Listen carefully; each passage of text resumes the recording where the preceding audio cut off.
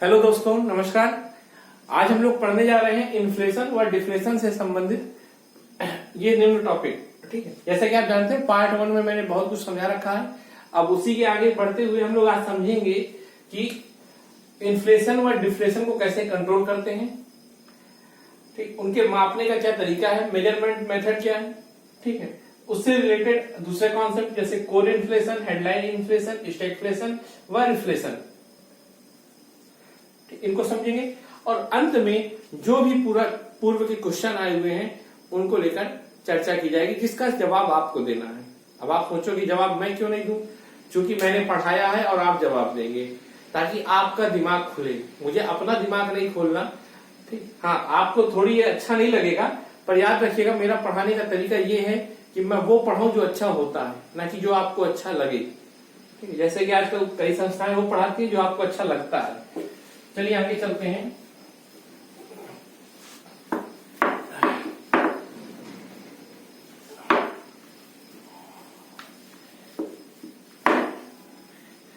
सबसे पहले हम लोग पढ़ेंगे कि इन्फ्लेशन को कैसे कंट्रोल करते हैं।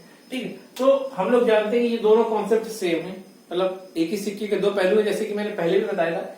तो हम अगर इन्फ्लेशन को कंट्रोल करना समझ जाएंगे तो फिर डिफ्लेशन को कैसे कंट्रोल करेंगे ये भी समझ जाएंगे। तो जैसे देखिए, मैं आपको एक बेसिक सी बात बताऊं। जैसे मान लीजिए कोई जुकाम, जैसे मान लीजिए हमें कंट्रोल करना है। ठीक है, तो जैसे मान लीजिए मैं आपसे कहूं आपको, मतलब कोई बीमारी है उसको कंट्रोल करना है।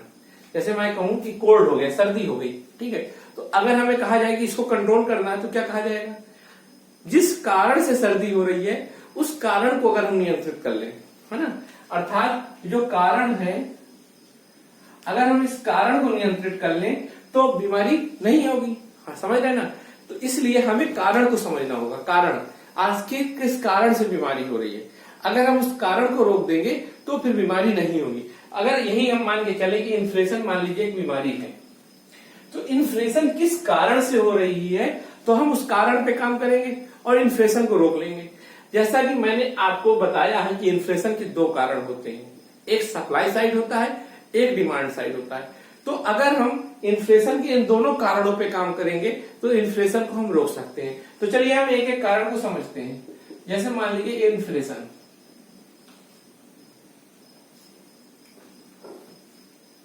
जैसे मान लीजिए इन्फ्लेशन है।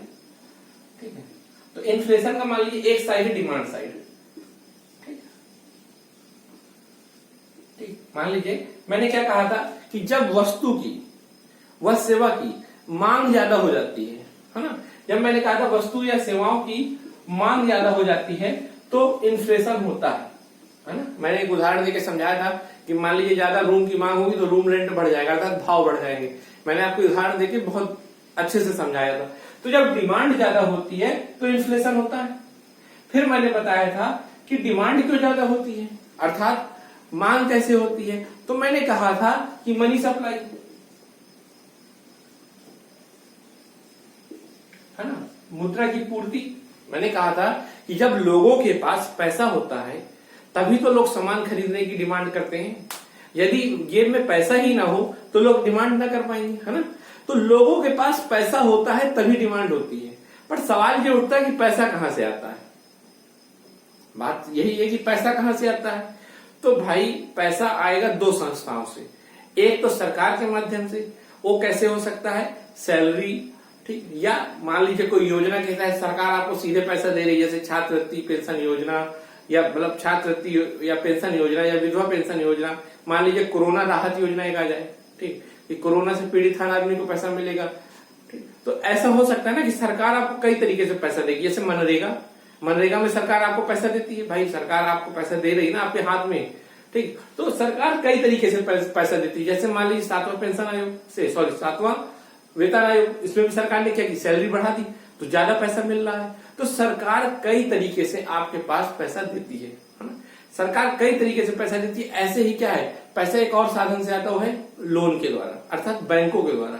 बैंक भी कई तरीके से आपको पैसा देते हैं, जिसमें से एक लोन है ना। ये बात आपको समझ में आ रही। तो मैं आपको ये बताना चाह रहा हूं कि हमें दो तरीके से पैसा मिलता है, एक मान लीजिए बैंक की तरफ से और दूसरा मिलता है सरकार की तरफ से। बात समझ में आई आपको। तो मनी हमारी दो तरीके से आती है, ठीक है। तो भाई अब देखिएगा, एक आपको मिलता है मॉनेटरी पॉलिसी के तहत। मॉनेटरी पॉलिसी के तहत, है ना, अर्थात मौद्रिक नीति। अब आप समझिएगा कैसे, ठीक। और एक होता है राजकोषीय नीति,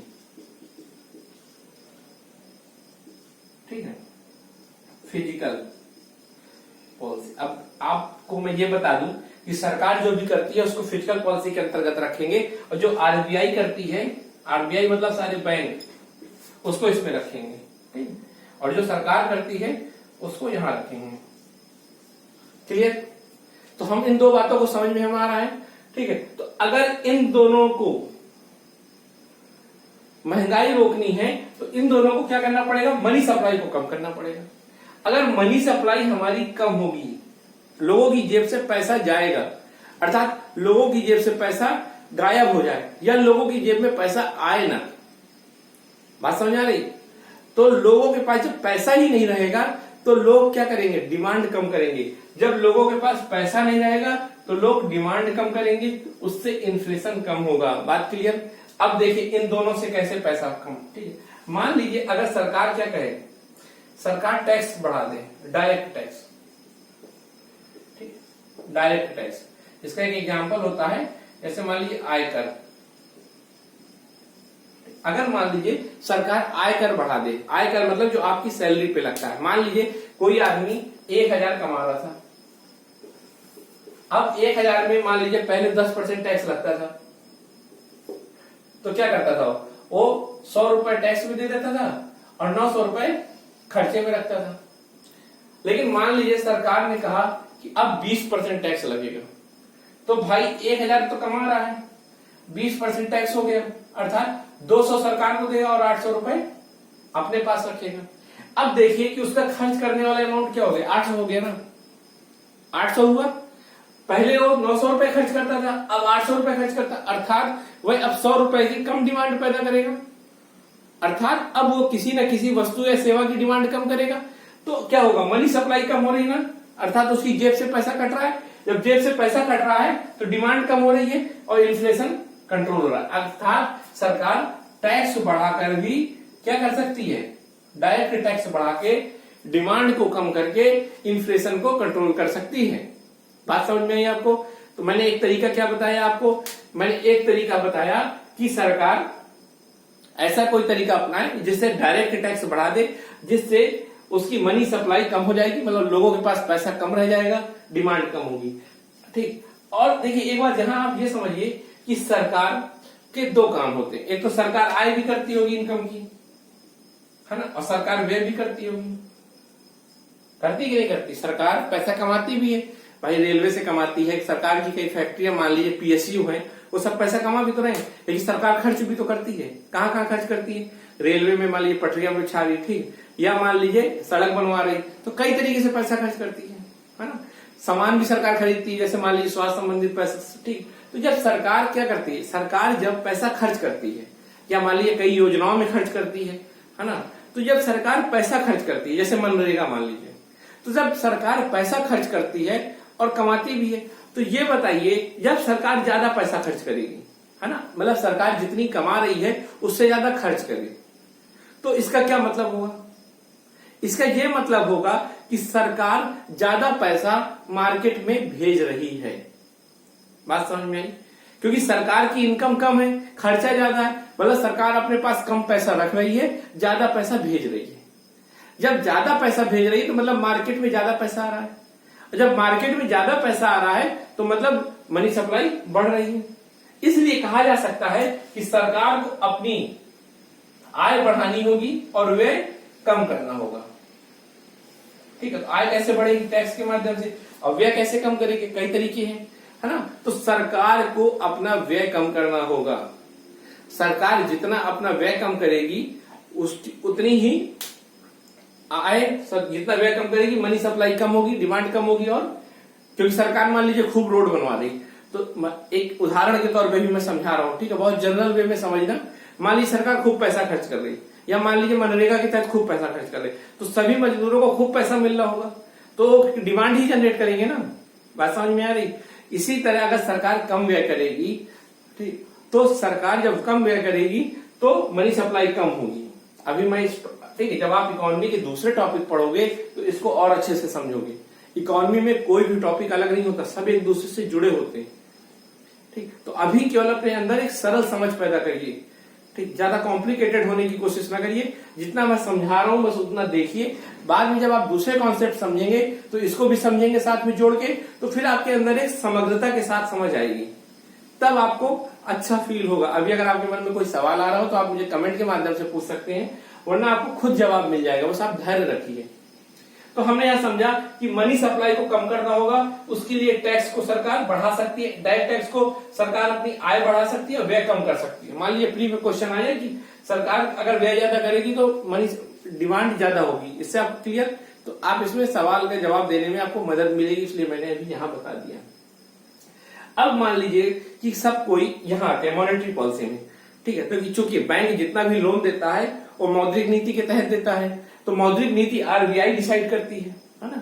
तो अब आरबीआई से समझते हैं क्या है। मान लीजिए ये हो जाए कि सरकार ये हो जाए कि कार के लिए लोन बड़ा सस्ता है, तो कार के लिए जब लोन सस्ता होगा तो कार के लिए डिमांड बहुत ज्यादा होगी, क्योंकि भाई सब जाएंगे लोन लेने।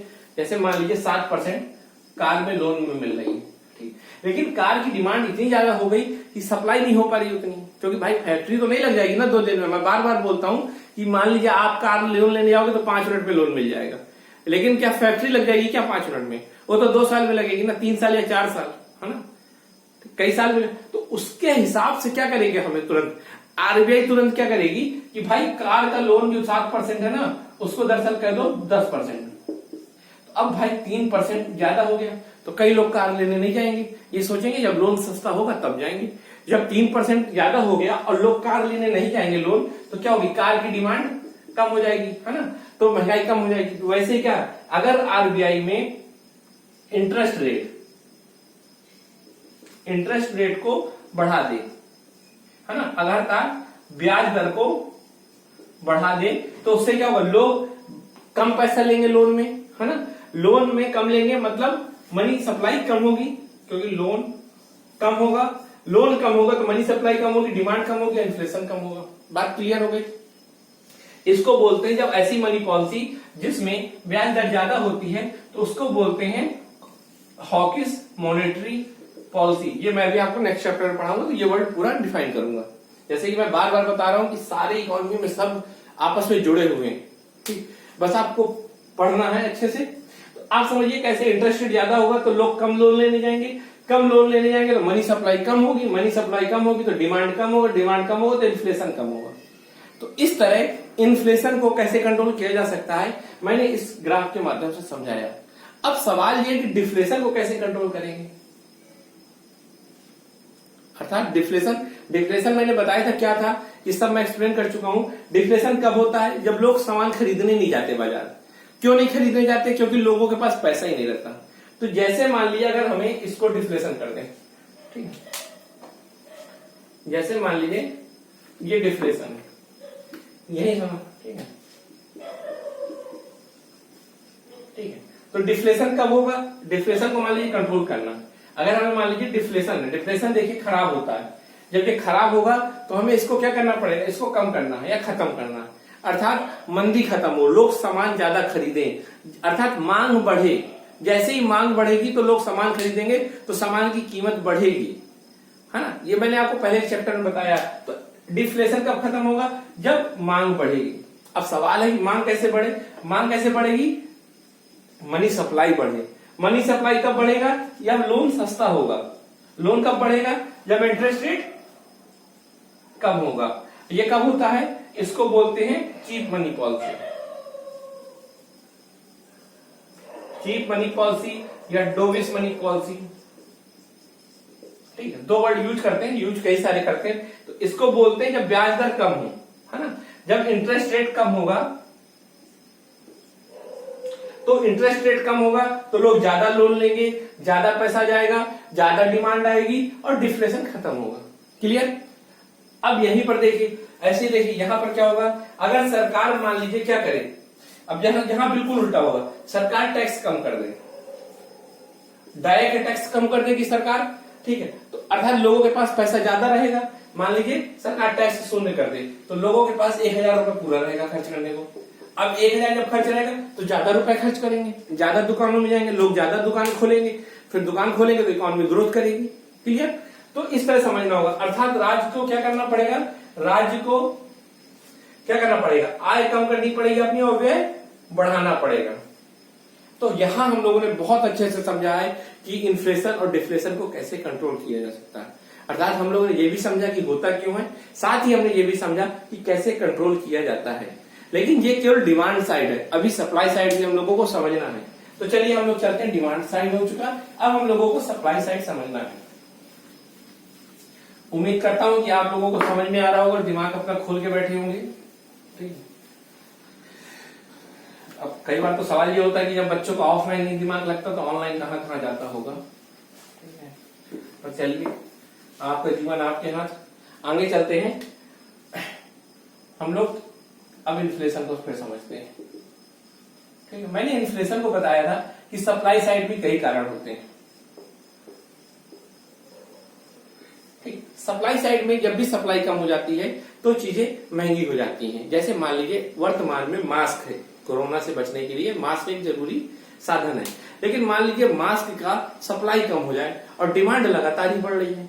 जब डिमांड लगातार बढ़ रही, मान लीजिए डिमांड हो इतनी 100 मास्क की, सप्लाई हो रही हो केवल 50 मास्क, तो क्या होगा, संतुलन नहीं रहेगा और बहुत महंगाई होगी। इस 50 मास्क के लिए लोग मारामारी करेंगे, है ना, क्योंकि इसके भाव बढ़ चुके होंगे। अब हमें क्या करना पड़ेगा, सरकार ऐसा क्या करे कि ये महंगाई कंट्रोल हो। तो अब अर्थात सरकार क्या करे, सप्लाई को बढ़ाए। यही है ना, सरकार सप्लाई को बढ़ाए तभी तो होगा भाई। अब सप्लाई कैसे बढ़ती है, यहां अगर हम ये समझ लें तो हम पूरा आंसर इसका आ जाएगा। देखिए सप्लाई कैसे बढ़ सकती है, एक तो हो सकता है एक्सपोर्ट को सरकार रोक दे। मान लीजिए ऐसा हो कि 100 मास्क बन रहे हो, ठीक समझिएगा, और 100 मास्क की डिमांड हो, 100 मास्क मैन्युफैक्चर हो रहे हो, लेकिन मार्केट में केवल अवेलेबल हो कितने, 50 मास्क। क्यों, क्योंकि 50 मास्क कहां चले जा रहे हैं, विदेश, है ना। मान लीजिए भारत में, ठीक है, मान लीजिए भारत में केवल, ठीक है, 50 मास्क बच रहे हो, क्योंकि 50 मास्क विदेश जा रहे हैं, तो इसीलिए डिमांड। अगर लेकिन सरकार क्या कहे, तुरंत एक्शन स्ट्रिक्ट ले और कहे कि एक्सपोर्ट नहीं होगा, अर्थात कोई सामान बाहर नहीं जाएगा, पहले भारत वालों को मिलेगा, तो तुरंत ये 100 मास्क हो जाएंगे और डिमांड कंट्रोल हो गई। बात समझ में आई आपको। तो इस तरह क्या होगा, एक्सपोर्ट को रोक दे, या मान लो क्या हो कि 50 मास्क ही हो भारत में और 50 ही बन भी रहे हो, ठीक है, लेकिन डिमांड 100 की हो, तो भारत क्या करे कि भाई चीन से क्या कर ले, 50 मंगा ले, क्योंकि चीन में सस्ते हैं, आ जाएंगे, तो क्या होगा, सप्लाई बढ़ जाएगी। अर्थात सरकार क्या करे, इंपोर्ट बढ़ा दे। अब आप समझ में आया। यहां से आप उस चीज को भी समझिए कि ठीक है, कि सरकार कैसे सप्लाई साइड में काम कर सकती है, ठीक, और क्या कर सकती है। ठीक है, मान लीजिए सरकार, जैसे मैंने कई बार आपको बताया कि कई लोग होर्डिंग कर लेते हैं। होर्डिंग क्या क्या मतलब होता है, गलत उद्देश्य से, अर्थात लाभ कमाने के उद्देश्य से उसका भंडारण करना। मान लीजिए आज मास्क 10 रुपए का है, ठीक, अब सारे मास्क आए मान लीजिए शहर में, एक गोदाम में रख दिए किसी बिजनेसमैन ने, ठीक है, तो अब मान लीजिए आए तो थे शहर में, आए थे शहर में, लेकिन अब 10 रुपए का मास्क थे, ठीक है, पर इस व्यक्ति ने, मान लीजिए वाई कोई पर्सन है, वाई ने सारे मास्क कहाँ रख लिए, गोदाम में। अब शहर में कोई मास्क रह नहीं गया, जब शहर में मास्क नहीं रह जाएगा तो हाहाकार होगा और उसकी कीमत बढ़ जाएगी कि भाई कितना भी मिले, तो फिर ये क्या करेगा, मान लीजिए उस समय कीमत हो गई 30 रुपए, फिर ये क्या करेगा, ये आदमी अपनी गोदाम से पूरा मास्क उतार देगा, कहां पर, शहर में, तो उसको 3 गुना फायदा होगा, है ना। अर्थात 10 रुपए की चीज खरीद के 30 का बेचेगा, तो गलत उद्देश्य से लाभ कमा रहा हो, ठीक, उसका मतलब उद्देश्य गलत है, जो कि इलीगल भी होता है, ठीक है, एक इसेंशियल कमोडिटी एक्ट है, उसके तहत इलीगल भी हो सकता है। तो लेकिन ये कैसे होगा भाई, उसकी गोदाम में छापा पड़े, है ना, अर्थात पुलिस व्यवस्था अच्छी हो, तो ये कहा जा सकता है कि एडमिनिस्ट्रेटिव इफिशियंसी, अर्थात प्रशासनिक दक्षता, इसके द्वारा भी क्या किया जा सकता है, प्रशासनिक दक्षता के द्वारा भी महंगाई को रोका जा सकता है। अगर सरकार भंडारण को न होने दे तो भी क्या होगा, कृत्रिम रूप से डिमांड नहीं जनरेट होगी और सप्लाई कम नहीं होगी। जब आदमी गलत तरीके से भंडारण करता है तो ही सप्लाई कमजोर होती है। जब प्रशासनिक दक्ष होगा तो सप्लाई भी बढ़ेगी। ठीक है, सरकार और क्या कर सकती है, सरकार मान लीजिए, जैसे मान लीजिए भारत है, अब भारत में क्या है, जैसे मान लीजिए भारत में यूपी है, यूपी में प्याज नहीं है, ओनियन नहीं है, ठीक, और बड़ी महंगी हो रही है। लेकिन महाराष्ट्र में बहुत प्याज है, पर यहां महंगाई अगर बढ़ रही है तो सरकार यहां से यहां भेज दे। अब उसके लिए क्या अच्छा होगा, कोल्ड स्टोरेज हो, है ना, या ट्रांसपोर्टेशन अच्छा हो। आप देखिए कि मैं हर चीज सप्लाई बढ़ाने को कर रहा हूं, तो जब कोल्ड स्टोरेज होंगे, ट्रांसपोर्टेशन होगा, अर्थात अच्छा इंफ्रास्ट्रक्चर होगा, तो महंगाई नहीं होगी। आप देखो सब्जियों में महंगाई क्यों होती है, जब मान लीजिए पानी बरस गया या कोई ऐसी आपदा आ गई जिससे कभी सब्जियां खराब हो जाती हैं या खत्म हो जाती हैं, तो एकदम से महंगाई आती है। जैसे हाल ही के समय में प्याज में जो महंगाई आई थी उसका कारण एक यही था, है ना। तो फिर क्या किया जाता है, तो अगर सरकार कोल्ड स्टोरेज अच्छे बना दे कि मान लीजिए सब्जी खत्म भी हो जाए, खराब भी हो जाए, तब भी हमारे पास स्टोर में बना रहे, तो कभी फिर महंगाई होने की समस्या नहीं आएगी। तो सप्लाई साइड भी महंगाई को रोका जा सकता है। तो सरकार सप्लाई साइड कैसे रोक सकती है, इंफ्रास्ट्रक्चर बनवा के, पहली बात एडमिनिस्ट्रेटिव इफिशियंसी बढ़ा के, ठीक है, एक्सपोर्ट को कम करके इंपोर्ट को बढ़ाकर। तो यहां आपको समझ में आ गया, या कई और अन्य भी तरीके हो सकते हैं, ठीक। तो इस तरह बढ़ा सकती है। जैसे सरकार क्या कर सकती है, प्रोडक्शन को मजबूत करने के लिए इन्वेस्टमेंट कर सकती है ना। जैसे मान लीजिए वहां मैंने कार का उदाहरण बताया था कि कार की डिमांड ज्यादा हो गई इसलिए होगा, लेकिन मान लीजिए सरकार तुरंत क्या करे, कार के लिए फैक्ट्री लगाने के लिए बहुत पैसा दे दे, है ना, तो जितना पैसा जाएगा तो कार जल्दी बनेगी। तो सरकार कई तरीके से इन्वेस्ट करके महंगाई को कंट्रोल कर सकती है। बस आप ये समझिएगा जो मैंने बेसिक बताया, जब आपको बेसिक पता है ना तो आपको दिक्कत होनी ही नहीं है। आपको पता है कि सप्लाई अगर बढ़ेगी तो इन्फ्लेशन कम होगा। अब सप्लाई कैसे बढ़ेगी क्लियर कर लो, है ना। सप्लाई जैसे भी बढ़े वैसे, जैसे मैंने कलेक्टर आपको बताया था, ठीक है, कि इनपुट कॉस्ट जब बढ़ जाती है तब भी महंगाई बढ़ती है ना। इनपुट कॉस्ट मतलब जिससे आज सामान बनता है, जैसे ये किससे बन रहा, मार्कर किससे बन रहा, प्लास्टिक से बन रहा है या कई और चीजें लग रही है, अगर उनकी कीमत बढ़ेगी तो भी महंगाई बढ़ेगी। लेकिन मान लीजिए इसको बनाने में पेट्रोलियम भी लगता है, ऑयल भी लगता हो, तो सरकार क्या करे, कोई नई टेक्नोलॉजी यूज करे, नई टेक्नोलॉजी के द्वारा क्या करेगी सरकार, पेट्रोल मतलब एक्सप्लोर करने लगे, तो उससे फिर इसके कॉस्ट कम हो जाएगी। जैसे पेट्रोल सस्ता होगा मालूम कर सकती है, ठीक। सरकार इनडायरेक्ट टैक्स को कम करके भी महंगाई कंट्रोल कर सकती है। मान लीजिए मार्केट में 10 रुपए का है, ठीक, और 5 रुपए का टैक्स ही लगता है इनडायरेक्ट, है ना। तो सरकार अगर इस टैक्स को हटा दे मान लीजिए तो भी महंगाई रुक जाएगी, है ना। तो इन तरीकों से सरकार महंगाई को रोक सकती है। तो महंगाई को रोकने के कई तरीके होते हैं, लेकिन मैंने आपको बेसिक बता दिया है कि सप्लाई साइड और डिमांड साइड। अब आपका कोई भी क्वेश्चन आएगा, कभी भी आएगा, तो आप इन दोनों को हिसाब से देख लोगे कि भाई मान लीजिए कोई भी अगर ऑप्शन आता है, या तो डिमांड को क्या कर रहा है, अगर वो डिमांड को बढ़ा रहा है तो महंगाई बढ़ाएगा, यदि वो सप्लाई को बढ़ा रहा है तो महंगाई को कम करेगा। तो अब आपको परेशान नहीं होना, रटना नहीं है, इस तरह चीजों को समझना है। देखिए रट के कभी भी यूपीएससी व यूपीपीएससी तो नहीं निकाल सकते, ये बात क्लियर जान लो। मैं अभी एक वीडियो बनाऊंगा जिसमें वो सामान्य गलतियों की चर्चा करूंगा जो गलतियां स्टूडेंट करता है ना। जैसे उसमें से गलती है रटना, तो रट के कुछ नहीं होगा। तो इसलिए रटने में केवल ऊर्जा बर्बाद होती है, समय बर्बाद होता है। अगर आप बेसिक समझ गए डिमांड और सप्लाई का, तो अब कुछ भी आएगा, 1000 नीचे ऑप्शन हो, आप उनको क्लियर कर लोगे। चलिए नेक्स्ट टॉपिक हम लोगों का मेजरमेंट कैसे करते हैं, अर्थात मापते कैसे हैं। जैसे मान लीजिए मैं एक चीज आपको उदाहरण बताऊं, जैसे मान लो कि मुझे ये कहना है कि यार चलो ये नापते हैं महंगाई कितनी हो रही है ना। जैसे मान लो मुझे कहा जाए कि महंगाई नापो, तो मैं क्या करूंगा, सबसे पहले तो ये मैं सोचूंगा कि ऐसी कौन कौन सी चीजें जो मैं यूज करता हूं। जैसे मान लीजिए मोबाइल, ठीक है, ठीक, पेट्रोल, मान लीजिए बाइक है मेरे पास तो पेट्रोल, ठीक है। जैसे मान लो रूम रेंट, किराए से रहता हूं तो रूम रेंट देता हूं, ठीक है। या मान लीजिए खाने पीने के लिए फूड, ठीक, जो भी हो, मान लीजिए सब्जियों भी खरीदता रहता हूं, तो मैं सब आइटम इसमें ठीक है, लिख दूंगा जितने भी यूज करता हूँ। जैसे मान लो हेल्थ के लिए जाता हूँ, डॉक्टर के पास जाता हूँ तो हेल्थ केयर, तो सब मैं सामान लिख दूंगा। फिर सबका मैं रेट लिख दूंगा। मान लीजिए सब, मान लो सब 10 रुपए का, सब आइटम 10 रुपए, ठीक है। मान लीजिए सेल लगी है और सब आइटम 10 रुपए में अवेलेबल है, ठीक। और मैं टोटल 10 तरह की चीजें यूज करता हूं, तो टोटल मैं 100 रुपए का खर्च करता हूं एक महीने में।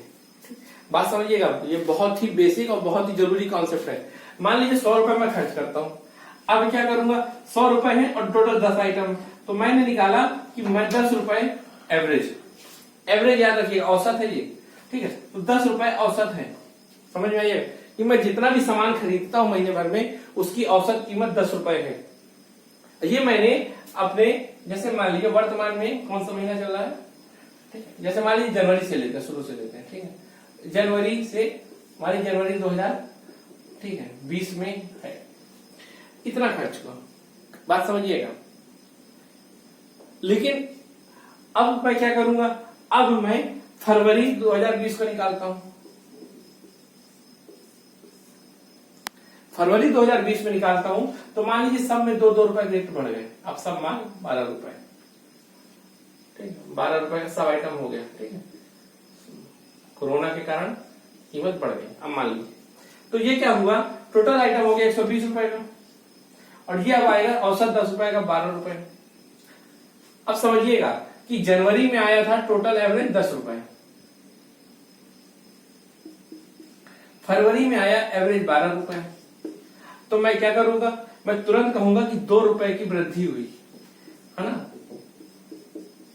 अर्थात 20% कीमत बढ़ गई। क्या कह रहा हूं मैं, 20% कीमत बढ़ गई। मेरी बात समझिएगा, मैंने जनवरी में जो चीजें यूज करता था मैंने उसकी लिस्ट बनाई, फरवरी में भी उसकी लिस्ट बनाई और जनवरी से फरवरी की तुलना की। इसी तरह मान लो मैंने मार्च में निकाला, है ना, और मार्च में मान लीजिए इसी तरह आया कि y% बढ़ गया, कोई डिजिट होगा, ठीक है, मान लो 2, 3, 4, 5 रुपए कुछ बड़ा होगा सब में, तो इस तरह बढ़ गया। तो मैं देखूंगा कि मान लो टोटल बढ़ा, तो अब 10 इसी से तुलना कर रहा हूं मैं कि इस समय 2 रुपए बढ़ा, ठीक है। मान लो जहां बढ़ता 5 रुपए y%, इस तरह मैं देख रहा हूं कि कैसे चीजें बढ़ रही हैं, है ना। तो मैंने क्या किया है, मैंने एक बास्केट बना ली है और उस बास्केट की मैंने औसत कीमत निकाली है, ठीक। और किसी एक महीने को मैंने आदर्श मान लिया है और उसी महीने से मैं तुलना कर रहा हूं। बात समझ में आ रही है? अभी मैं फिर बता रहा हूं आपको कि मैंने बहुत ही सामान्य भाषा में समझाया है, इसको टेक्निकल बिल्कुल मत मानना और ये मत समझ लेना कि मैं ऐसे ही भारत सरकार भी मापती होगी। केवल मैं आपको समझाने को समझा रहा हूं, मैं ये मान के चल रहा हूं कि अभी आपको कुछ नहीं आता, ठीक, और इसलिए मैं इस तरह बेसिक समझा रहा हूं। अब आगे चलते हैं हम लोग, ठीक। यहां आपको क्लियर हो गया कि ऐसे एक आदमी अपने जीवन के संबंध में महंगाई को नाप सकता है। अरे ऐसे ही हर चीज नापा जाता है भाई। जैसे मान लो एक क्लास है, क्लास में 100 लड़के हैं, मान लीजिए 10 लड़के हैं, ठीक है। अब हमें ये नापना है कि इन 10 लड़कों को रोज एक्सरसाइज कराई जाती है हाइट बढ़ाने के लिए, ठीक। तो हाइट बढ़ाने के लिए मान लो हर लड़का 10 मीटर का, तो टोटल 100 मीटर होगी इसकी हाइट, ठीक है। फिर हम वही 10 से डिवाइड कर देंगे, 10 मीटर एवरेज आएगी हाइट, मान लो यहाँ के नहीं किसी दूसरे ग्रह के लड़के, ठीक। अब मान लो फिर ऐसे किया, ठीक। अब मान लो सबकी हाइट 12 हो गई, फिर 120 मीटर हो गई, तो हमने कहा 12, फिर यही कहेंगे ना कि 20 मीटर हाइट बढ़ गई सबकी, है ना। तो ऐसे ही तो हम निकालते हैं परिवर्तन को, एक साल का, फिर दूसरे साल का, एक महीने का, दूसरे महीने का, और उस महीने से तुलना कर देते हैं, ठीक। तो चलिए आपको ये चीज समझ में आ गई होगी। अब आगे चलते हैं कैसे रियल में होता है। तो देखिए रियल में कुछ नहीं, केवल 2 चीजें हैं, 2 इंडिकेटर हैं, WPI और CPI, ठीक। WPI और CPI। अब WPI को हम पहले समझते हैं। देखिए किसी भी वस्तु की 2 तरह की कीमत होती है, आप जानते हो। एक कीमत होती है थोक और एक होती है रिटेल। अब रिटेल को भाई खुदरा बोलते हैं ना, खुदरा मार्केट, ठीक। 2 कीमत होती है, मान लो यहाँ 10 रुपए होगा, ठीक, तो यहाँ 20 रुपए भी हो सकता है, ठीक। थोड़ी अंतर होता है लेकिन थोक में कम होता है, ठीक। तो 2 तरह की कीमत होती है, ये बात क्लियर है आपको, है ना। तो इसी 2 तरह की कीमत के अंतर के कारण 2 तरह के इंडिकेटर होते हैं, तो अब आप समझिए कैसे। जैसे मान लीजिए WPI क्या आप समझते हैं, ठीक है। अब आपको मैंने बेसिक को पूरा समझा दिया उस उदाहरण से। WPI को हम पूरा क्लियर करते हैं। WPI क्या है, ठीक है। WPI एक इंडेक्स है, होलसेल प्राइस इंडेक्स। अब इसमें क्या होता है, इसमें एक बास्केट होती है। अब जो एक आदमी मैंने अपना बनाया था पूरे भारत के लिए बना रहा हूं, ये मानो भारत के सामान्य नागरिक। अब भारत के सामान्य नागरिक क्या क्या चीजें यूज करते हैं, लगभग औसत निकाला जाएगा, मतलब जो जो बेसिकली यूज होता है। तो ये मान के चला जाता है कि कुछ चीजें यूज करती हैं मैन्युफैक्चर्ड, अर्थात ना विनिर्मित वस्तुएं, जैसे क्या क्या, जूता, टेबल, मार्कर, ठीक, कुछ भी जो भी विनिर्मित होंगी, ठीक है, या तो ये यूज होता है। फिर एक आइटम यूज करते हो लोग प्राइमरी आर्टिकल्स। इसके अंतर्गत क्या आता है, फूड एंड मिनरल्स।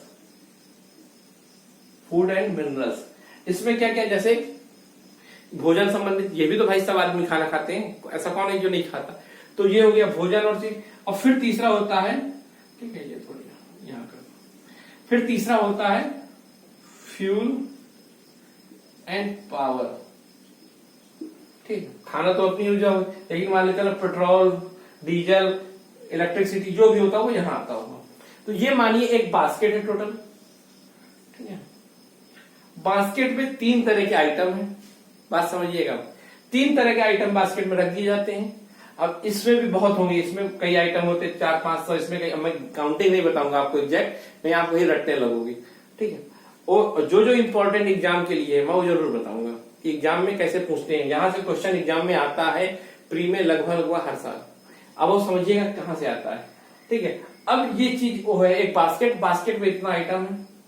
अब इन सभी की एक औसत कीमत निकालेंगे। मान लीजिए कि टोटल आइटम है इसमें और सबका कीमत आती है 100 रुपए, सबकी कीमत मान लीजिए 100 रुपए, और मान लीजिए टोटल आइटम ही 10 रुपए है, तो यही मानेंगे कि 10 रुपए औसत है, समझ आ रहा है। तो ये मान लीजिए जनवरी का, ठीक। ऐसे ही फरवरी का इसी लिस्ट को निकाल लेंगे। जैसे मान लो फरवरी में आया 12 रुपए, मैंने फिर बताया वही ऑब्जर्व, ठीक है, क्योंकि मैथ मेरी कमजोर है थोड़ी, ठीक। तो फिर कहेंगे 20% बढ़ गए, है ना।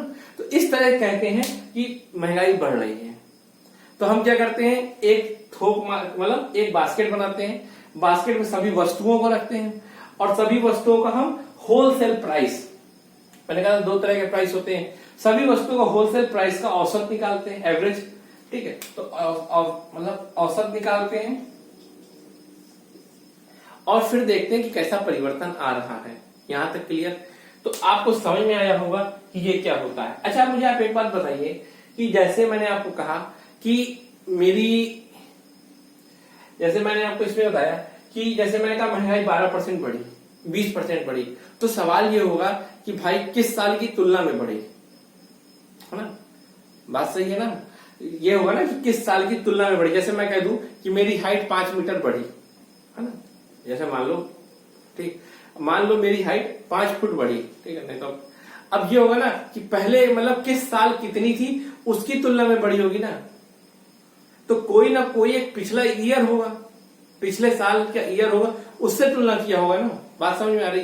तो जब उससे तुलना की होगी तो पिछले साल जो होगा, जिस साल से तुलना की गई होगी, उस साल को बोलते हैं बेस ईयर, अर्थात जो आपने बेस बनाया है जिससे आप तुलना कर रहे हो।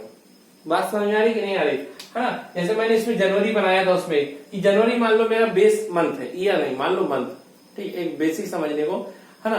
तो मान लो जनवरी को हमने बनाया बेसिक मंथ, बेस मंथ, और इसी जनवरी के हिसाब से तुलना कर रहे थे ना जब मैंने अपनी लिस्ट बनाई थी।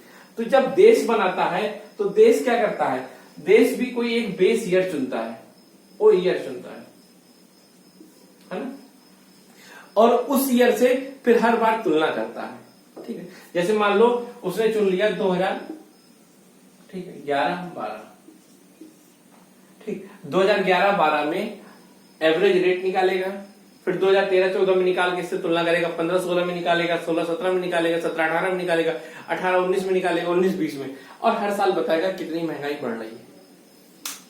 बात समझ में आई यहां पर आपको, है ना। अब ये सवाल उठता है कि ये बेस ईयर कैसे तय होता है ना। तो ये बेस ईयर कैसे तय होता है, एक सवाल ये उठता है।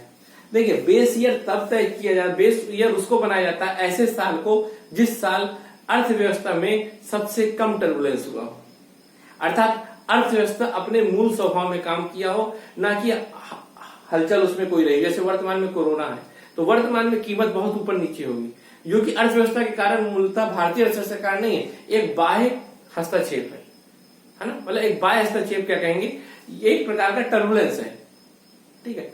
तो इस कारण रेट में जो परिवर्तन आया उसको हम नहीं भविष्य में बेस ईयर बनाएंगे। बेस ईयर ऐसे साल को बनाते हैं जो साल सबसे स्थिर रहा।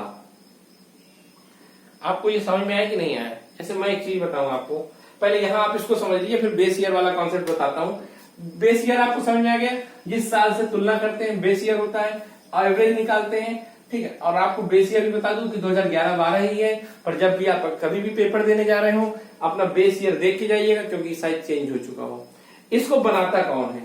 WPI को पब्लिश कौन करता है? तो WPI को एक मंत्रालय होता है, ठीक है, मंत्रालय कॉमर्स एंड इंडस्ट्री। इसके अंतर्गत एक डिपार्टमेंट काम करता है, ऑफिस ऑफ इकोनॉमिक एडवाइजर, ठीक, ऑफिस ऑफ इकोनॉमिक एडवाइजर, वो इस रिपोर्ट को पब्लिश करता है। फिर इस रिपोर्ट में इस WPI को जब हम कैलकुलेट करते हैं तो उसमें सबसे ज्यादा सामान होता है मैन्युफैक्चर्ड। आप भी जानते हैं कि आप अपने जीवन में सबसे ज्यादा पर डे, अगर आप सुबह से लेकर रात तक में चर्चा करो तो सबसे ज्यादा मैन्युफैक्चर्ड आइटम को ही यूज करते होंगे, अर्थात वो सबसे ज्यादा आपके जीवन को प्रभावित करता है, तो हमें उसी का ज्यादा वेट देना चाहिए। तो मैन्युफैक्चर्ड रहता है सबसे ज्यादा, उसके बाद रहते हैं प्राइमरी आर्टिकल्स, उसके बाद रहते हैं फ्यूल एंड पावर, ठीक है। तो इसको आप ऐसे याद रखना, मैन्युफैक्चर्ड सबसे ज्यादा होता है, उसके बाद प्राइमरी आर्टिकल होता है, उसके बाद फ्यूल एंड, ठीक है। MPF ये क्वेश्चन आ सकता है, ठीक। अब कितना परसेंट होता है ये रटने की कोई जरूरत नहीं, बस इतना याद रखो, ठीक। तो हम समझ गए कि WPI क्या होता है। अब सबसे लास्ट चीज, सबसे मेन, कि WPI में जो बास्केट होती है ना, बास्केट में केवल वस्तुओं को रखते हैं बस, सेवाओं को नहीं। बात समझ में? सेवाएं और वस्तुएं दोनों अलग होती हैं। अब ये सवाल है कि इनमें अंतर क्या होता है, ठीक है। तो बस एक टेंजिबल है और एक इनटेंजिबल, अर्थात एक को छू सकते हैं, एक को छू नहीं सकते। जैसे मान लीजिए सेवाएं क्या होती है, स्वास्थ्य सेवाएं, ठीक है, जैसे अध्ययन की मतलब अध्यापन संबंधित सेवाएं, शिक्षण सेवाएं, जैसे आप बाल कटवाने जाते, नाई के यहाँ बार्बर गया, वो भी एक सर्विस है ना। जैसे आप यहाँ काम करने एक मेड आती है, वो भी सर्विस है। तो ये सर्विस होती है, और वस्तुएं तो आप जानते ही है ना। तो लेकिन WPI में हम केवल वस्तुओं का औसत मूल्य रखते हैं, वो भी कहां का रखते हैं, थोक स्तर का। तो आपको मैंने WPI को पूरा एक्सप्लेन किया है, एक बार मैं आपको फिर WPI के संबंध में सब बता देता हूं ताकि आपको रिवीजन हो जाए, ठीक है। जैसे मैंने पहले सबसे पहले क्या बताया, ठीक है, WPI, ठीक है, होलसेल रेट रहते हैं, एक एवरेज है, ठीक है। दूसरी बात, इसमें केवल वस्तुएं रहती हैं, केवल वस्तुएं, ठीक, ये क्लियर कर लीजिएगा, ठीक है। इसका बेस ईयर क्या है, 2011-12।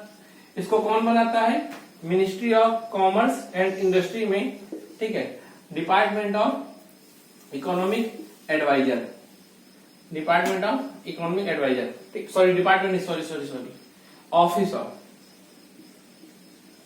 Of economic adviser. क्लियर हो गया इतना आपको, ठीक है।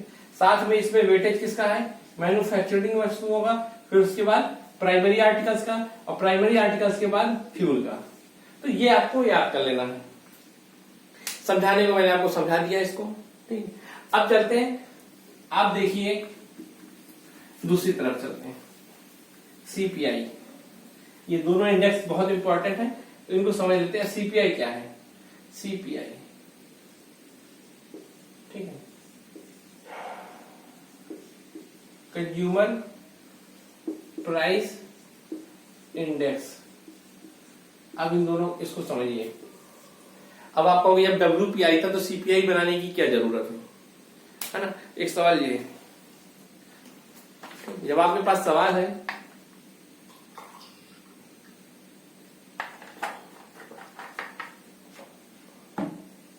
जब WPI था तो CPI की जरूरत क्यों हुई। आप एक चीज ये बताइए, जैसे मान लीजिए कि पॉलिसी बनानी है, पॉलिसी मतलब योजना, ये योजना कब सही बनेगी, जब जिसके बारे में योजना बना रहे हैं उसके बारे में डेटा सही हो। बात समझ आई। और डेटा उसके बहुत करीब हो। जैसे मान लीजिए कि मेरे मामले में आपको कोई योजना बनानी है, ठीक है, तो ये बताइए आप मेरे से डेटा लीजिए, मेरा डेटा अर्थात मेरा DOB होगा जो, या जो मेरी पसंद होगी, या मेरे जो मार्क्स होंगे, सब वो मेरा डेटा लेंगे आप, है ना। तो जब आप मेरा डेटा लोगे तब मेरे लिए अच्छी पॉलिसी बनाओगे, है ना, क्योंकि सबसे ज्यादा जो डेटा मुझे प्रभावित करता है आप उसके हिसाब से बनाओगे डेटा की नहीं बनाओगे। क्लियर बात समझ आ रही है आपको। तो ये बताइए जब कंज्यूमर के लिए बनाना है हमें इंडेक्स, अर्थात हमें किसके लिए इंडेक्स बनाना है, कंज्यूमर के लिए ना, तो कंज्यूमर से को सबसे ज्यादा कौन सा रेट प्रभावित करता है, थोक का रेट कि रिटेल का रेट। एक सवाल है आपसे कि भाई जब आप बना रहे हो ग्राहक के लिए इंडेक्स, तो जो ग्राहक को प्रभावित करे उसके डेटा लेना चाहिए। और ग्राहक को कौन सा डेटा लेता है, प्रभावित करता है, रिटेल का कि कंज्यूमर का। उससे तो प्रभावित कंज्यूमर का रेट करता है ना। अब जैसे मान लो कि प्याज है, प्याज थोक है 10 रुपए, ठीक है, और मान लीजिए 10 रुपए जनवरी में और फरवरी में भी 10 रुपए थोक में है, परंतु कंज्यूमर को मिल रहा है, पहले 20 रुपए में मिलती थी, अब मिल रही है 50 रुपए में। लेकिन सरकार इसको इंडेक्स बनाए है, इसी को देखती है, तो सरकार क्या कह देगी, भाई कहाँ महंगाई है, पहले भी इतना था अब भी इतना है ना। लेकिन हालत तो यहां खराब हो रही है ना कंज्यूमर की। बात समझ में आ रहा है आपको। तो सरकार अगर इसको बनाएगी डेटा तो सरकार सही से पॉलिसी बना पाएगी। पॉलिसी सही होगी नहीं होगी ना, क्योंकि प्रभावित तो इस डेटा से हो रहा है ना जनता। तो हमें ये डेटा चाहिए ना जो रिटेल का प्राइस हो, तो हम फिर होलसेल प्राइस क्यों रखें, हमें रिटेल का पैसा रिटेल का रखें। सबसे बड़ी बात ये थी। दूसरा कारण ये बताइए, एक मनुष्य जो है वो केवल वस्तुएं यूज करता है क्या आज की डेट में, वो सर्विस भी तो यूज करता है। ये मान लीजिए कि अगर आप सुबह से उठते हो तो आप अगर जितना पैसा खर्च करते हो तो क्या केवल वस्तुओं में खर्च करते हो, अरे आप सेवाएं भी तो लेते होगे, मोबाइल चलाते हो, ठीक है, डेटा यूज, मोबाइल चला रहे हो, सर्विस मोबाइल में कई थी, और मतलब मोबाइल वस्तु है लेकिन मोबाइल से कई तरह की सर्विस, ठीक है। फिर आप मान लीजिए पढ़ भी रहे हो, आप डॉक्टर को दिखाने जाते हो, या कई तरीके की सर्विस आप लेते हो, है ना, ट्रांसपोर्ट लेते हो, होटल, ठीक, घूमने जाते हो ट्रांसपोर्ट में, ठीक है, या पर्यटन में जाते हो, टूरिज्म, वो भी सर्विस है। तो आप कई बैंक जाते हो तो भी सर्विस है। तो आप कई तरह की सर्विस देते हो, ठीक। रूम रेंट है, ये भी एक सर्विस है। तो आप मतलब रूम रेंट मतलब अब क्या है, किराया लिया तो भी तो खर्चा है। तो हमें क्या है, हम केवल पैसा वस्तुओं में नहीं खर्च करते, हम सेवाओं में भी खर्च करते हैं। तो महंगाई के लिए हमें ऐसी बास्केट हो, अब ये बास्केट की बात हुई, ऐसी बास्केट हो जिसमें वस्तुएं भी हो सेवाएं भी हो, है ना, वस्तुएं भी हो और सेवाएं भी हो। क्लियर। तो इसलिए WPI को हटा दिया गया 2014 अप्रैल से। अप्रैल 2014 से सरकार ने कहा कि हम अब WPI को नहीं देखेंगे, CPI को देखेंगे और CPI से अपनी पॉलिसी बनाएंगे, क्योंकि CPI कंज्यूमर को प्रभावित, कंज्यूमर के ज्यादा करीब होती है और उसमें वस्तुएं सेवाएं भी होती हैं और रिटेल प्राइस को देखता है। यहां तक समझ आ रहा। अर्थात रिटेल प्राइस में जो परिवर्तन होगा उसको कौन इंडिकेट करेगा, CPI, ना कि WPI। तो सरकार ने कहा कि अब हम जितनी भी पॉलिसी, RBI ने कहा हम जो भी पॉलिसी बनाएंगे अब उसमें CPI को यूज करेंगे, CPI कंबाइंड। अब ये मैं बताऊंगा अभी आपको कंबाइंड क्या है, CPI कंबाइंड को यूज करेंगे, ठीक है। यहां समझ गए। कंज्यूमर प्राइस इंडेक्स क्या है, जैसे कि WPI का कॉन्सेप्ट था, वही एक बास्केट मैंने कहा, ठीक है। एक सामान्य नागरिक जितनी वस्तुओं को यूज करता है, जितनी सेवाओं को यूज करता है, उसको रखते हैं, उसकी कीमत निकालते हैं, फिर जितनी, ठीक है, औसत कीमत, ठीक है। निकाल लेते हैं, कोई बेस ईयर मान के। तो इसका जो बेस ईयर है वो है 2012, यहां समझिएगा, ठीक है। इसका बेस ईयर 2012 है। इसको अब सीपीआई भी कई तरीके की होती है, ठीक है, मैं समझाता हूं कैसे, ठीक है। सीपीआई में मेनली मैं होती तो कई तरीके की, लेकिन आपको बताऊं सीपीआई, ठीक है, सीपीआई होती है रूरल प्लस अर्बन, इसी को बोलते हैं कंबाइंड, ठीक है। फिर एक होता है सीपीआई एग्रीकल्चर लेवल, एक होता एग्रीकल्चर लेवल, याद रखिए ऐसे लिखा रहता है एग्रीकल्चर लेवल। एक होता है सीपीआई, ठीक है, सीपीआई इंडस्ट्रियल वर्कर, ठीक है। ये मेन तीन है, आप पढ़ लीजिए, ठीक है। अब ये तीन होते हैं। अब आप कहोगे तीन अलग अलग क्यों भाई बनाए, है ना, तीन का क्या यूज था, जब एक है तो बहुत है। तो देखिए मैं आपको एक चीज बताऊं, ठीक है, कि आप जैसे मान लो, एक उदाहरण समझिएगा, जैसे मान लो कि मैं एक लड़का एक्स है, एक वाई है, ये दोनों भाई हैं, ठीक है, और दोनों को इनके पिताजी ने कहा है कि तुम्हें सेल मतलब हर महीने 100 रुपए कम है, इतना तुम्हें मिलेगा मिलेगा, लेकिन थोड़ी बहुत तुम्हें महंगाई के अनुसार बढ़ा के देंगे, जितनी महंगाई बढ़ी होगी उतनी। मान लो अगर महंगाई ज्यादा होगी तो पैसा ज्यादा मिलेगा, ठीक। अगर मान लो महंगाई बहुत ज्यादा होगी तो तुम्हें और देंगे। ये 100 रुपए तो तुम्हारा फिक्स है, लेकिन बाकी थोड़ी बढ़ा हुआ पैसा तुम्हें मिलेगा। तो मान लीजिए एक्स रहता है शहर में, सिटी में, और वाई रहता है विलेज में। अब बात समझिएगा, ठीक है। सर अब पापा ने कहा दोनों को पैसा भेजूंगा मैं, ठीक है। तो पापा ने पूछा एक्स से कि भाई कितना तुम्हारा सैलरी, मतलब तुम्हारी महंगाई कितनी बढ़ी।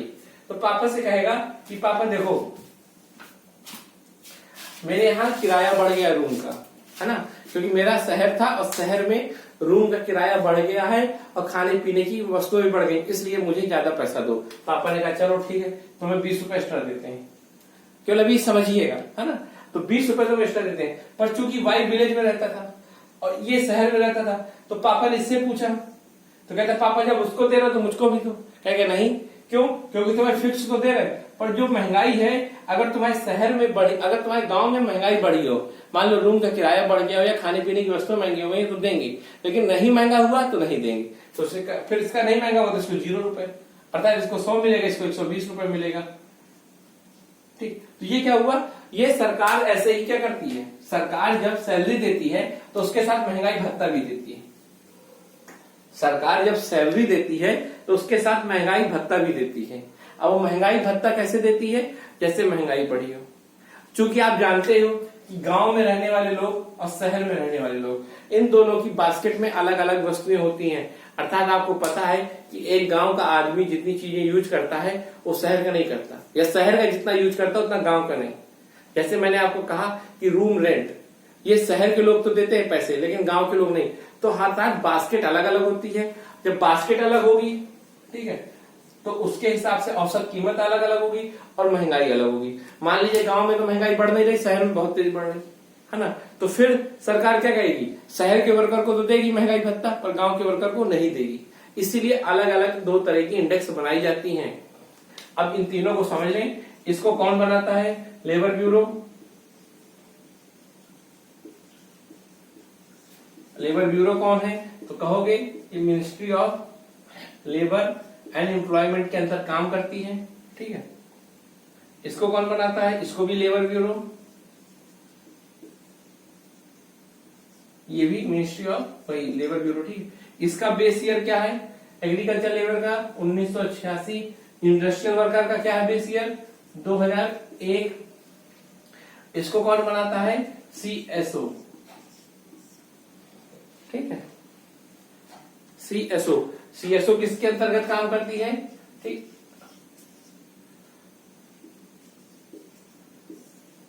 ये मंत्रालय है। तो अब देखिए कि इसका बेस ईयर 2012 है, ये मैंने पहले बताया था।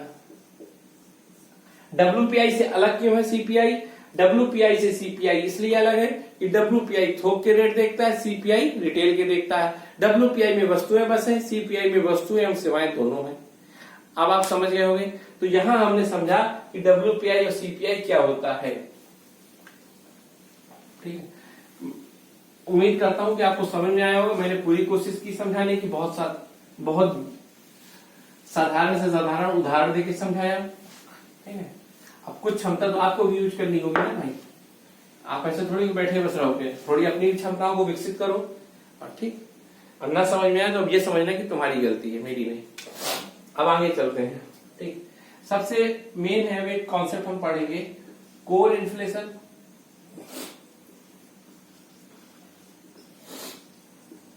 और हेडलाइन इन्फ्लेशन।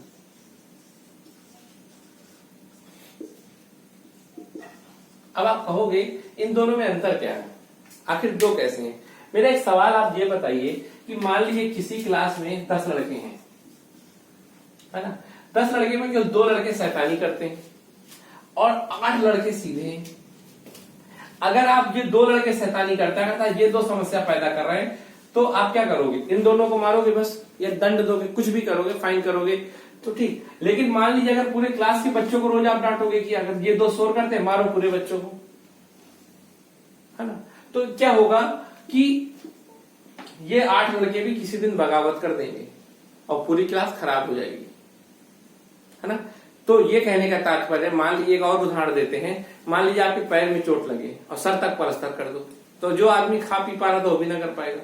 तो समस्या जब छोटी होती है ना, तो उसका निदान वही करना चाहिए। ऐसा नहीं कि बहुत बड़ा इलाज करो तो समस्या और बड़ी हो जाए। यहां बात समझ में आई।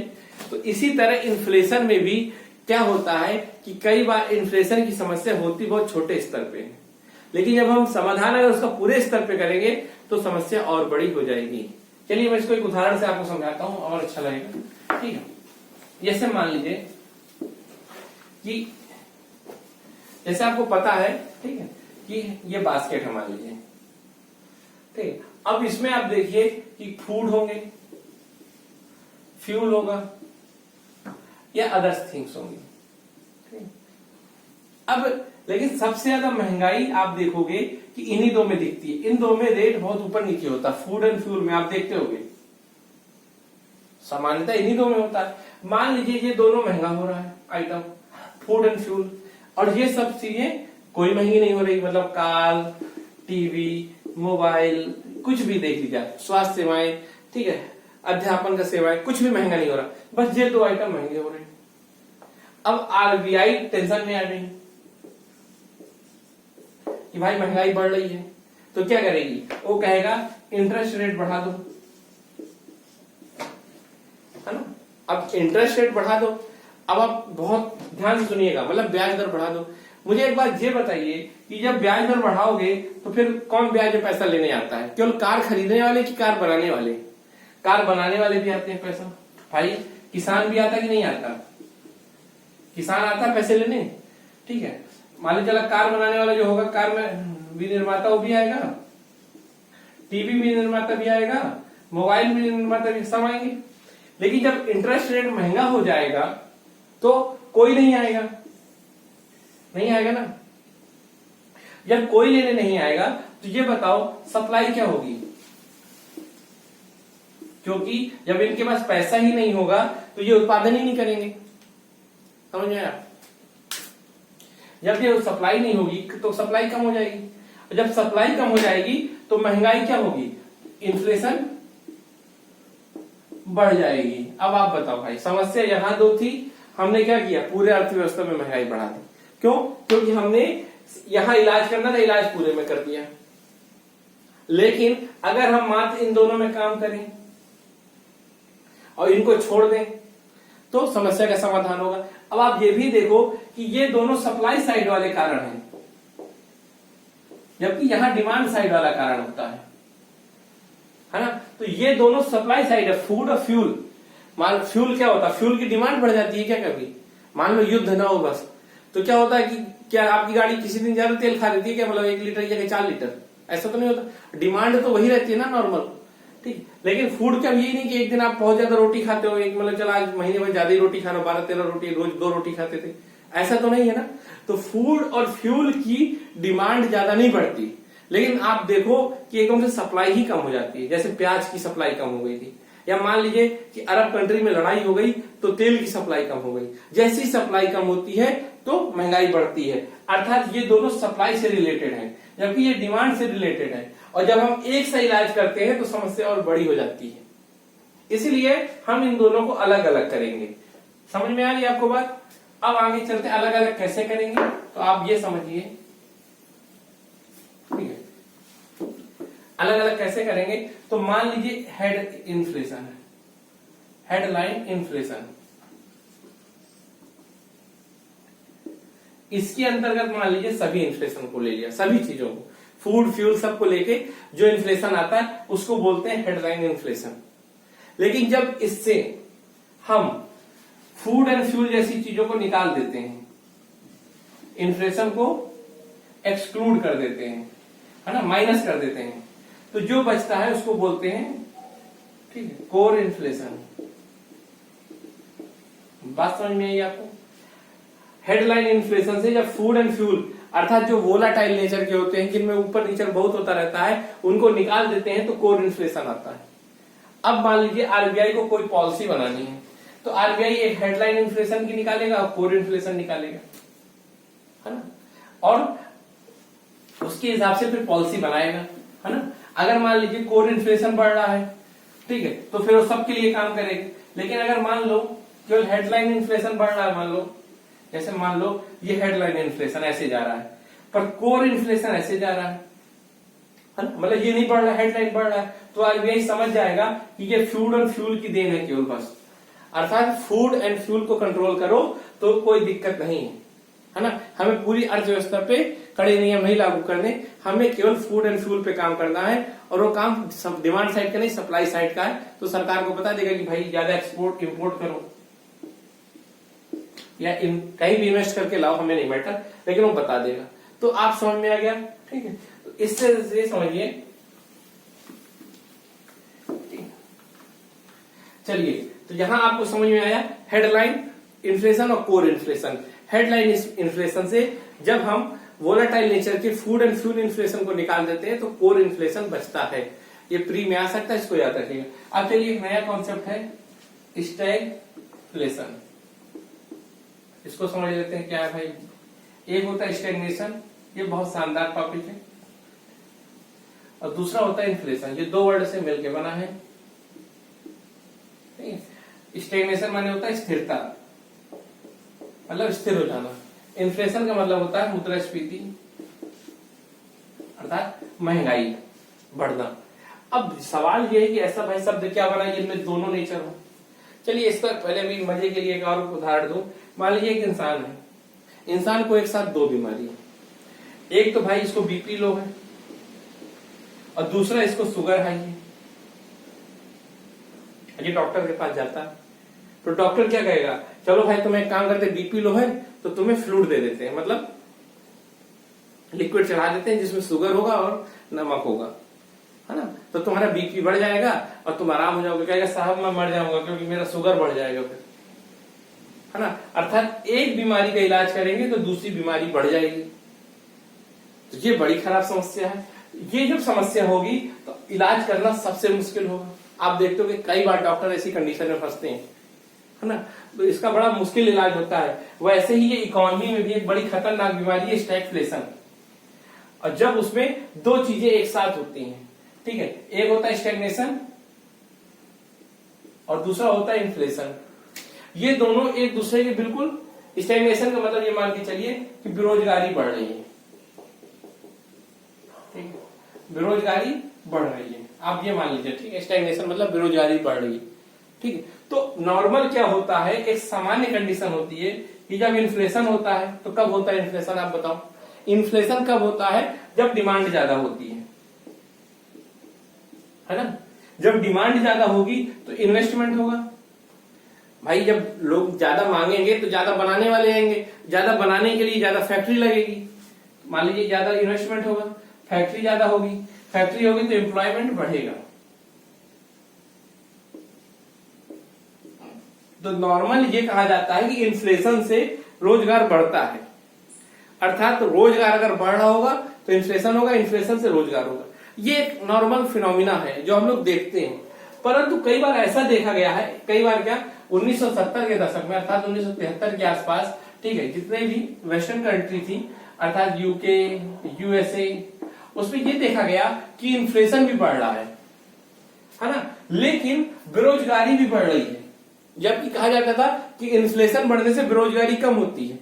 इसी को फिलिप कर्व बोलते हैं कि नॉर्मल ये रिलेशन था कि जैसे इन्फ्लेशन होगा तो बेरोजगारी कम होगी, ये अलग काम करता था। इन्फ्लेशन होने मतलब डिमांड बढ़ रही, डिमांड बढ़ रही मतलब इन्वेस्टमेंट बढ़ रहा, इन्वेस्टमेंट मतलब इकोनॉमी एक्टिविटी बढ़ रही। ठीक है, जैसे कि मैंने पहले के चैप्टर में बताया है, मैं सारे चैप्टर को एक साथ लेके चल रहा हूं, एक सीरीज से पढ़ा रहा हूं। आप पूरे चैप्टर को एक साथ देखेंगे तब समझ में आएगा। इकोनॉमी एक्टिविटी से एम्प्लॉयमेंट बढ़ता है ना। तो अब ये बताओ कि यहां पर तो जस्ट उल्टा हो रहा है, इन्फ्लेशन के साथ आप जोड़ रहे हो बेरोजगारी को। ऐसा कब हुआ था? ये मैंने बताया 1973 के दशक में यूएसए में ऐसा हुआ कि महंगाई भी बढ़ रही थी, लेकिन उसके साथ साथ बेरोजगारी भी बढ़ रही थी। तो बड़ी टेंशन की बात थी भाई कि होना तो ये चाहिए था, हो ऐसे रहा। अब इसमें समस्या क्या है? इसमें सबसे बड़ी समस्या ये है कि इलाज एक का करोगे तो समस्या फिर पैदा होगी। जैसे मान लो इन्फ्लेशन है, अब इन्फ्लेशन को रोकना तो हमें क्या करना पड़ेगा? मनी सप्लाई कम करनी पड़ेगी, अर्थात लोगों की जेब से पैसा निकालना पड़ेगा। जब लोगों की जेब से पैसा निकलेगा तो मांग कम हो जाएगी। जब मांग कम हो जाएगी तो भाई कोई खरीदारी नहीं करेगा, इकोनॉमी एक्टिविटी कम हो जाएगी। इकोनॉमी एक्टिविटी हो जाएगी तो बेरोजगारी बढ़ने लगेगी। मतलब इसको सुधार करेंगे तो ये समस्या पैदा हो जाएगी।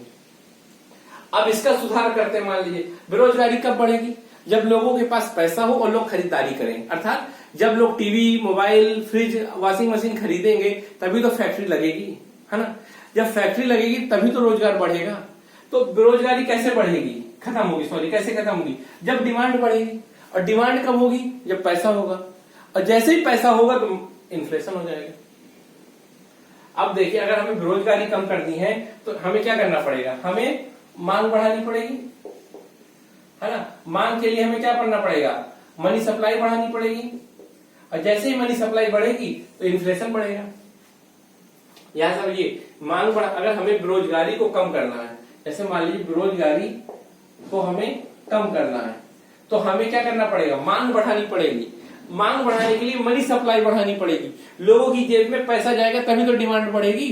और मनी सप्लाई के लिए इन्फ्लेशन हो जाएगा। फिर आपको बहुत पहले समझा रहा हूं ये, ठीक। तो इस तरह ये प्रॉब्लम आती है। अब सवाल है कि ऐसी प्रॉब्लम आती क्यों है? देखिए, इसके लिए कई थ्योरी काम करती हैं। चूंकि भारत में अभी तक ये समस्या आई नहीं, इसलिए यूपीएससी और यूपीपीएससी इस पे ज्यादा ध्यान देगा नहीं, प्री पे ध्यान देगा। तो उसके लिए मैंने बता ही दिया कि क्या है, इसमें बेरोजगारी और दोनों बढ़ती है। अगर आपको कारण मैं बताऊं, मान लीजिए, जैसे मान लीजिए ये इंडिया है, ठीक है। अब आप इसको समझिएगा, ठीक है भाई। चीन भी भारत में आ रहा है, बवाल ना हो जाए, ठीक है। जैसे मान लीजिए ये भारत है, ठीक है। अब भारत में ऑयल आता है बाहर से, ठीक है। मान लो ऑयल आ रहा है जो महंगा होता जा रहा है। जब ऑयल महंगा होगा तो सब जगह महंगाई बढ़ेगी, लेकिन डिमांड स्थिर, डिमांड बढ़ी नहीं थी, क्योंकि भारत के लोगों के पास पैसा ज्यादा है नहीं। ये मान के चलिए कि भारत के लोगों के पास पैसा है नहीं, लेकिन ऑयल क्या हो रहा, महंगा हो रहा है। जैसे जैसे ऑयल महंगा होगा तो फैक्ट्री वाले क्या कहेंगे? ऑयल तो ठीक है, जैसे फैक्ट्री वालों को लगेगा कि भाई तेल इतना महंगा खरीद रहा, हमारा सामान तो खरीदो, लेकिन क्या होगा? डिमांड तो ही नहीं, क्योंकि कोरोना के कारण किसी के पास पैसा नहीं है। समझिएगा, मान लीजिए कोरोना का टाइम है, अब अरब में लड़ाई हो जाए भयानक, सऊदी अरब में लड़ाई हो जाए, ठीक। जब सऊदी अरब में लड़ाई हो जाएगी तो वहां से तेल आना बंद हो जाएगा। तेल आना जब बंद होगा, ये तेल तो भारत कहां से लाएगा? मान लो यूएसए से लेने चला गया। अब यूएसए से लाएगा तो भाई तेल तो महंगा होगा ही ना, क्योंकि इतनी ज्यादा यात्रा करेगा, ठीक है। जब तेल महंगा होगा तो सभी चीज की कीमत क्या होगी? बढ़ेगी। पर कोरोना के कारण किसी के पास पैसा ही नहीं है ना। तो कोरोना के कारण जब पैसा नहीं तो कोई कुछ खरीदेगा नहीं, तो बेरोजगारी भी बढ़ेगी। तो आप देखिए कैसे ये होगा। तो इस तरह की जब कंडीशन बन जाती है किसी देश में तो स्टैगफ्लेशन आता है। अर्थात ये क्या होता है? जब सप्लाई साइड दिक्कत हो जाती है ना। जब सप्लाई साइड दिक्कत हो जाती है, देखो ऑयल क्या है, सप्लाई साइड से हुआ ना। तो जब सप्लाई साइड इश्यू आ जाता है तो स्टैगफ्लेशन जैसी कंडीशंस आ जाती हैं। अब आपको ये समझ में आया? अब आगे चलते हैं हम, ठीक है। दूसरा टॉपिक पढ़ते हैं, मतलब इसी का दूसरा पार्ट, ठीक है। मैंने एक बताया था, एक वर्ड बताया था, रिफ्लेशन।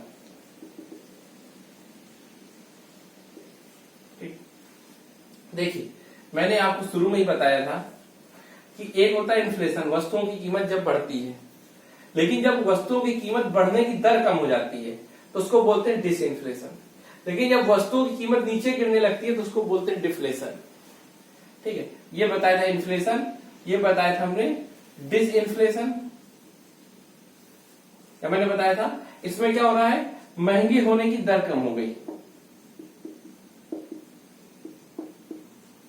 ऐसा नहीं कह रहा हूं कि वस्तु के रेट बहुत कम हो रहे हैं, वस्तु के रेट अब धीरे धीरे बढ़ रहे हैं। ठीक है, उसके बाद मैंने बताया था आपको डिफ्लेशन, जब रेट कम होने लगे। लेकिन एक समय आएगा कि सरकार क्या करेगी, सबको कहेगी लो भाई पैसा सामान खरीदो यार, डिमांड करो, तो फिर वापस स्थिति आने लगेगी। इसी को बोलते हैं रिफ्लेशन। जब सरकार जानबूझकर लोगों को पैसा देती है, ऐसी कंडीशन बनाती है कि लोग ज्यादा से ज्यादा डिमांड जनरेट करें और सामान खरीदें क्योंकि रोजगार बढ़े, तो उसको बोलते हैं रिफ्लेशन। तो आपको ये मैं पूरा यहाँ तो पहली वीडियो में बता ही चुका हूं कई बार, तो आपको इस तरह समझना है। ठीक है, तो मैंने बताया इन्फ्लेशन, डिसइन्फ्लेशन और डिफ्लेशन और रिफ्लेशन। ठीक है, जैसे मान लो यहाँ 100 रुपए का कोई चीज है, यहाँ 120 हो गया, यहाँ 130 हो गया, पर यहाँ 131 हो रहा, 132 हो रहा। ठीक है, अब 132 में नहीं हो रहा, मान लो 131.5 हो गया, यहां लेकिन चला गया 80 रुपए। अब देखो 100 रुपए था, उससे भी कम हो गया, है ना।